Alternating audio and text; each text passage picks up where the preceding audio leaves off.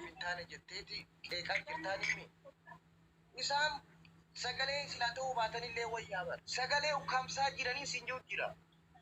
Gaafa nuti sagantaa qabnu ajandaa baasanii akkasumas sagalee keenyan hin dhageeffne warri dhiibbaa nu godhu. Sheekootii fi qeessota gaafa nuti ijoollee Suudaan Arabiyaa sagantaa baafanne isaan dhufanii ajandaa baasanii ukkaamsan. Roorroo jiran ati ndaa'uun sagalee waan hin taane jettaami. Siif galee yaadni kiyya.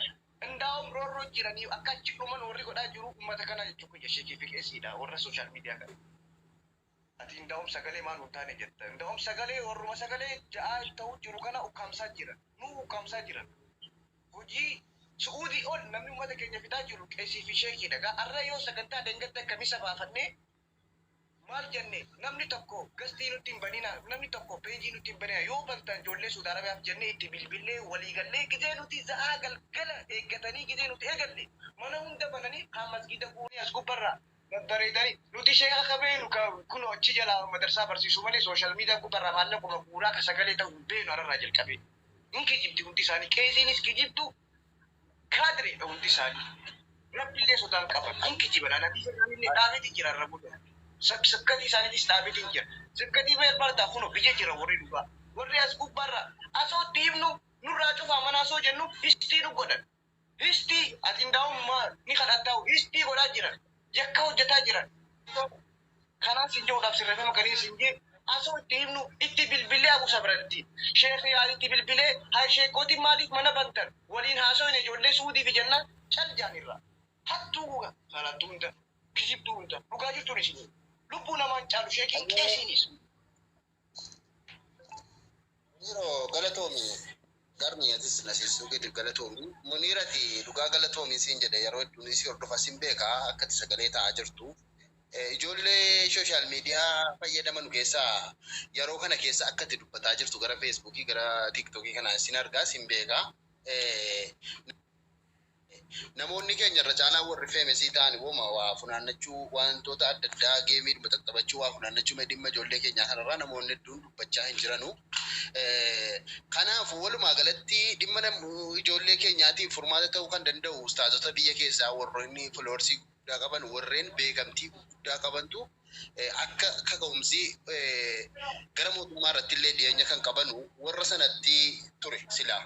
Osoo gara sana irratti irra dubbatameeyyii waan gaariidha. Fakkeenyaaf amma warreen asirratti wacu asuma irratti warrumaan biyyoota Arabaas keessaa dhaggeeffata keenya namoota guddaa kana jalaa dhaggeeffata. Fakkeenyaaf Ustaaz Raayyaa Abbaa Machaa hin jedhini Ahmaddiin Ustaaz Ahmaddiin Jabal Ustaazotuma guddaatu irra sagaleen jaraa dhaga'ameeti akka hawaasni miidiyaa kana irra jirullee warreen mootummaallee sagalee jaraati kan jarri sirriitti dhaga'anii akka ijoolleen gara biyyaatti galamuuf kan godhu.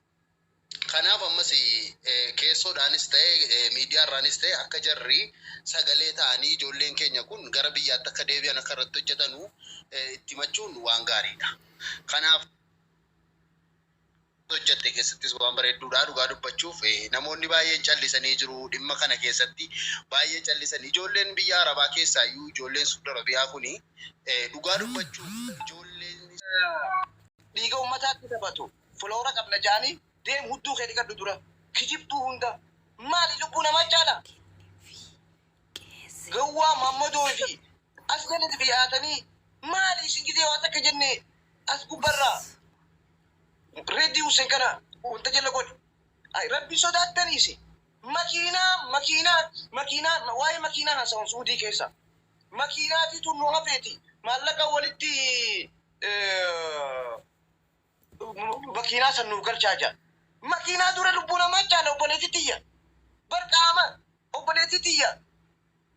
Mee viidiyoo bani yoo ganniin na hayyamte.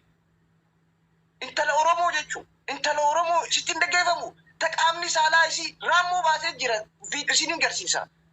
Moodeesiin qabdu waggaa tokko achi keessa jirti. Moodeesiin qaban bishaan irraa dhumanii isin hundaa'uun riyaadii fi kana qofarraa haasofta. Riyaadii fi karjiin jiddaa shubeesii nagaya. Warra Yemaniidhaan qaxxaamuree waggaa lama Najiraanii fi Khamis Misheet keessatti shamee jira. Uummata kana akkamitti nama footoo qaama saalaa namatti erguu dubartiin elloon gaafuma gaariitii qaanfattiin jennee boo harmi si tortore qaamni isaanii tortore guyyatti namni irraa du'aa jira.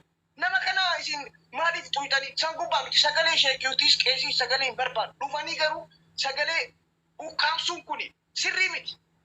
Hay rabbii sodaatanii maaliif hokkanni? Ani bara haati xiyyachiin jirtu bara. Obboleeyyiin kiyyachiin jiranii bara. Lammiitii jajeetiin halkanii guyyaa iyyaa bara. Hara feesbuukaatiin, hara asiitiin, hara tiwutaraatiin, OMN'dhaan, BBC'dhaan, Ameerikaadhaan, VOA'dhaan kan inni isin iyyuu ani abaaboota kanaan kennitan ani. Maaliin itti qibbi isin irraa qaba? Rabbi jechaa fi isinii dubbachaa jira. Akka isin na arrabsitanii silaa. Akka hojjeta ani naman arrabsuu miti kan ilaalu. Guyyaa kamisaa nuti sagantaa qabanneetu. Uummata qeesii haa ta'u, aktiivistii haa ta'u, guyyaa takkichaa halkan sana sagantaa du'aa'iiti. Sagantaa